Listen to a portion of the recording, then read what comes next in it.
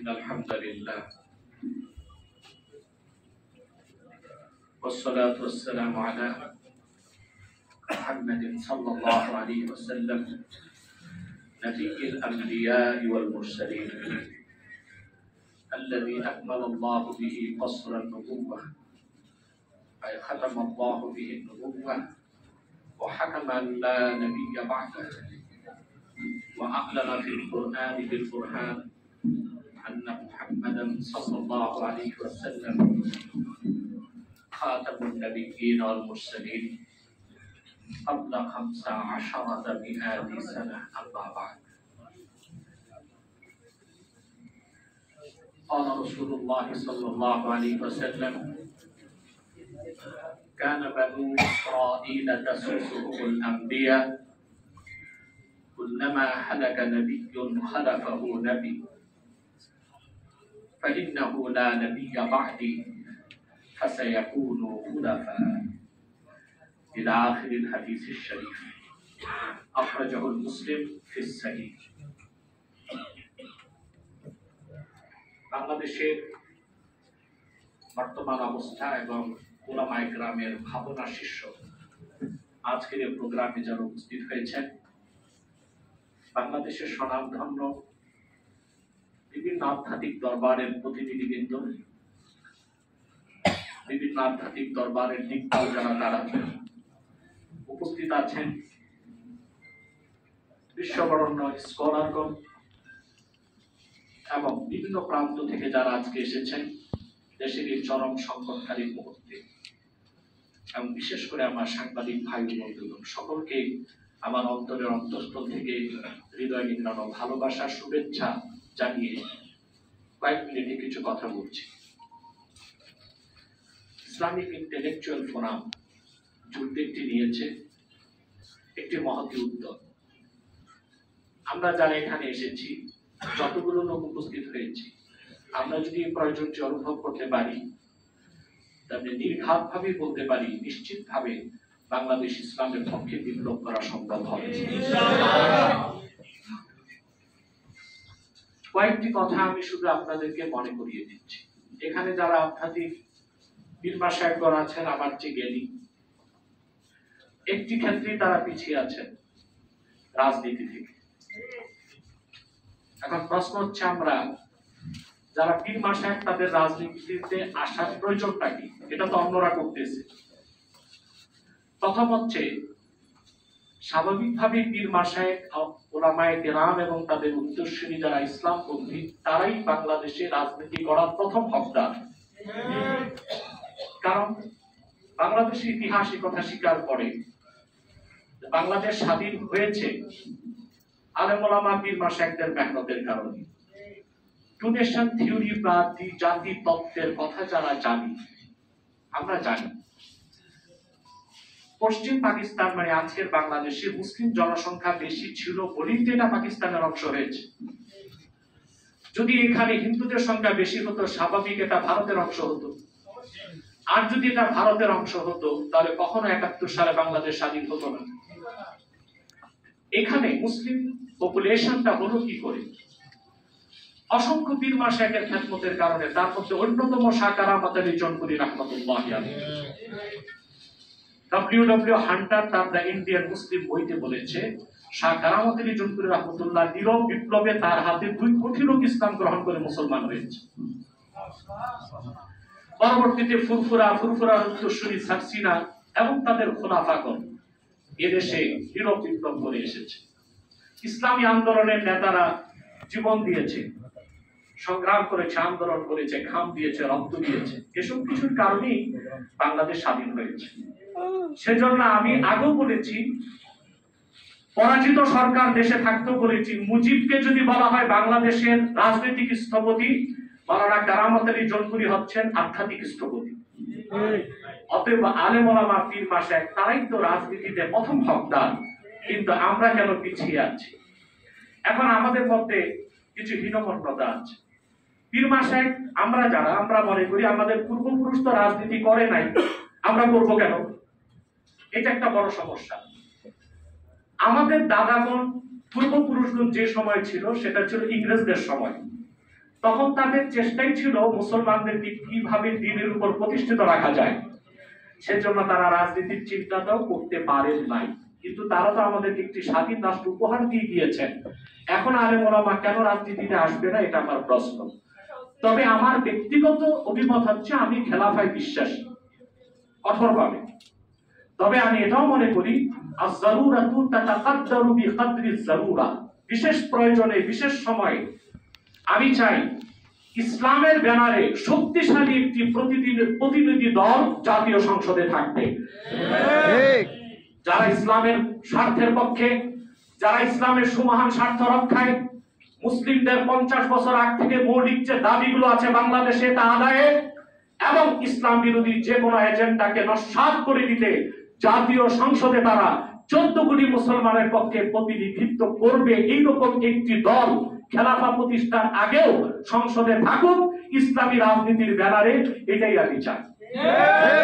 এবং সেটাকে বাস্তবায়ন করার জন্য ইসলামিক ইন্টেলেকচুয়াল ফোরাম এই আয়োজন করেছে। এখানে পীর মাশায়েখরা অনেক জ্ঞানী, আলেম ওলামা যারা আছেন সবাই জ্ঞানী, সবাই মাসালা মাসাইল জানেন। ইসলামী রাজনীতিটা দ্বীনের অংশ, এটাকে অস্বীকার করার কোনো সুযোগ নেই। ইবনে খালদুন রাহমাতুল্লাহ তার মুকাদ্দামায় কথাগুলো উল্লেখ করেছেন এবং সেই কথার আলোকে বলা যায় আসিয়াসিয়াতুল ইসলামিয়া জুজউন লা ইয়াতাজাজ্জাউ মিনাল ইসলাম। ইসলামী রাজনীতি পূর্ণাঙ্গ দ্বীন ইসলামের একটা অংশ, এটাকে ইসলাম থেকে বাদ দেওয়ার কোনো সুযোগ নাই। আমরা যেন এটা ভুলে না যাই। এখন আমাদেরকে রাজনৈতিকভাবে ঐক্যবদ্ধ হতে হবে, এটা প্রয়োজনের দাবি। আওয়ামী লীগের দুঃশাসন, ভারতের আধিপত্যবাদ থেকে বাংলাদেশকে আমরা মুক্ত করতে পেরেছি, এটা আমাদের প্রথম সফলতা। আবার যেন পশ্চিমা আগ্রাসন বাংলাদেশে বিষ দাঁত বসাতে না পারে, ট্রান্সজেন্ডারের মতো ইসলাম বিরোধী কোন জিনিস যেন আমাদের দেশে প্রতিষ্ঠিত হতে না পারে, এবং ইসলাম ও মুসলমানের আকীদার সাথে, ইসলামের আকায়েদের সাথে সাংঘর্ষিক কোন বিষয়কে বাংলাদেশে বাস্তবায়ন করতে দেওয়া হবে না, সরকার যেই থাকুক। এবার আমরা পীর সাহেবরা যদি 50 লক্ষ মুরিদ নিয়ে মাঠে এগুলো বলি, যারা রাষ্ট্র ক্ষমতায় থাকে তাদের কর্ণ কুহেরে কথাগুলো তো পৌঁছে না। সেজন্যই আমাদেরকে একটি রাজনৈতিক প্ল্যাটফর্মে আসতে হবে, এটা হচ্ছে এখন প্রয়োজনের তাকাদা। সেটা কিভাবে আসবো? প্রথমে তো আমাদের নৈতিকভাবে এই সিদ্ধান্তে বসতে হবে, হক্কানি পীর মাশায়েখগণ নিজেরা যদি রাজনীতিতে নাও আসেন, অন্তত তাদের প্রতিনিধিদেরকে দিতে হবে। কি আশ্চর্যের বিষয়, আমাদের ট্যাক্স, আমাদের পয়সায় গুলি কিনা হয়, আর ইসলামের স্বার্থ আদায়ে আমরা যখন মাঠে নামি আমাদের কেনা টাকার গুলি আমাদের বুকে মারা হয়। এটা আর কতদিন? সুদীর্ঘ 50 বছরে আমাদের সাথে প্রতারণা করা হয়েছে। ছাত্র আন্দোলন সফল হয়েছে একদিনে নয়, ওলামায়ে কেরাম রক্ত দিয়ে এসেছে বহু আগ থেকে। 13 সালের 5ই মে কত হাজার মানুষকে শহীদ করা হয়েছে, তদন্তে বের করে আনা উচিত। পরবর্তীতে ভাস্কর্য বিরোধী আন্দোলনে আলেম ওলামা রক্ত দিয়েছে, এদেশের মুসলমানরা জীবন দিয়েছে। আলেম ওলামা পীর মাশায়েখগণ আন্দোলনের যে অগ্নিয়গিরি সৃষ্টি করে দিয়েছিল, ছাত্ররা সেই আগ্নেয়গিরিতে আগুন লাগিয়ে শুধু অগ্নুৎপাত ঘটিয়েছে। অতএব দেশের সকল নীতি নির্ধারণী কাজে যদি বৈষম্য বিরোধী আন্দোলন সফল করে একটি এমন বাংলাদেশ আমরা গঠন করতে চাই, যেখানে থাকবে জাস্টিস, ন্যায় বিচার, যেখানে প্রতিটি কাজে থাকবে ট্রান্সপারেন্সি, স্বচ্ছতা, আলেম ওলামা পীর মাশায়েখদেরকে বাদ দিয়ে এটা কিয়ামত পর্যন্ত সম্ভব হবে না।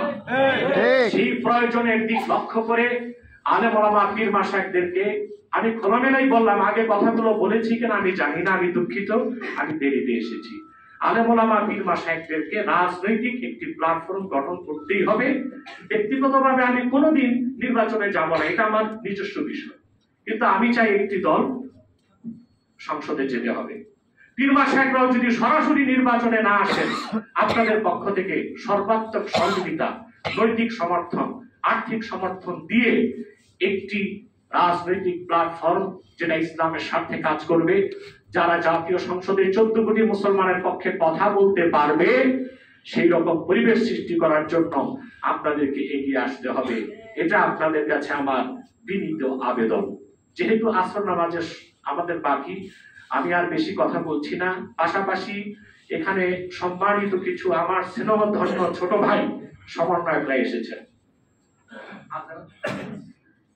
কথাও বলেছেন তারা। এটা আমারই ডক্টর ইমরানকে আমার নির্দেশ ছিল তাদেরকে রাখতে হবে, আছে তারা আলহামদুলিল্লাহ।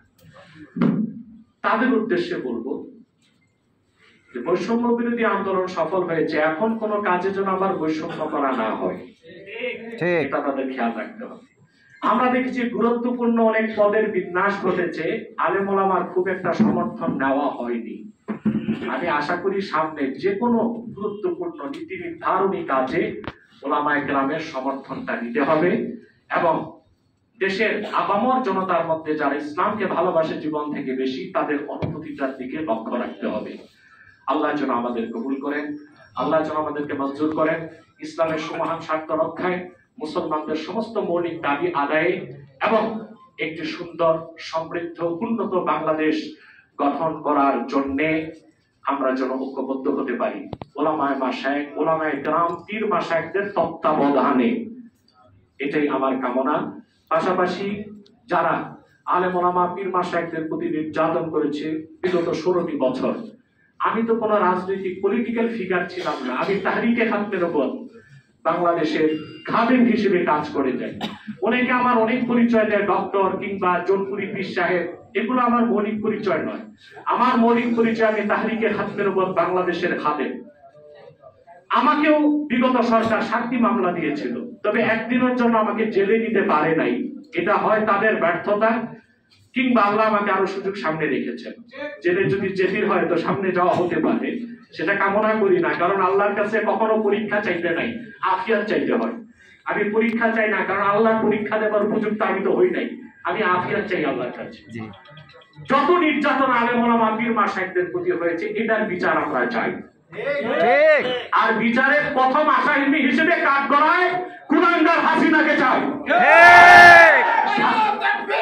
আল্লাহু আকবার, আল্লাহু আকবার।